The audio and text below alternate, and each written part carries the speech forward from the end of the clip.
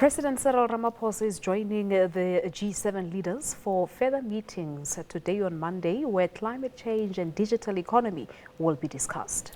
On Sunday, President Ramaphosa held talks with African counterparts from Rwanda, Senegal, Egypt and Burkina Faso.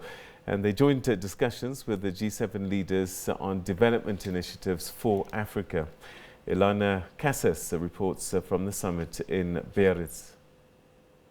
President Ramaphosa is joining the G7 leaders for key talks on climate change on Monday, an issue that hosting President Emmanuel Macron has been keen to push up the agenda and which could have huge impact in Africa.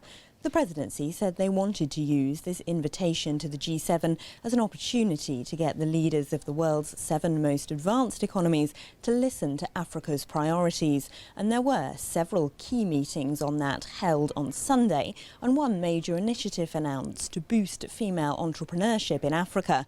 The G7 countries will be providing $250 million in startup funding for businesses run by women, with $135 million of that coming from hosts France, and the African Development Bank and African financial institutions will also be supplying money.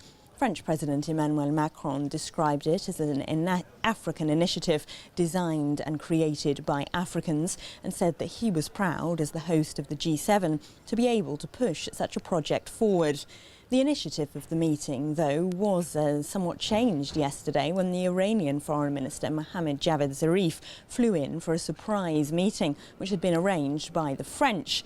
The US President Donald Trump did say that Macron had told him about the meeting in advance and that he'd approved the visit, which of course pushed the Iranian nuclear issue to the top of the summit's agenda. The fact that President Trump was even willing to allow the Iranian foreign minister to attend parts of the meeting, even though no one from the US delegation actually met the Iranians, is a significant development, and it shows how much the French president is keen to push forward a possible agreement on the Iran nuclear issue. Later on Monday, we'll see final press conferences from all those leaders and find out if any progress has been made on the Iran issue and on climate change. Elena Casas, SABC News, Biarritz, France.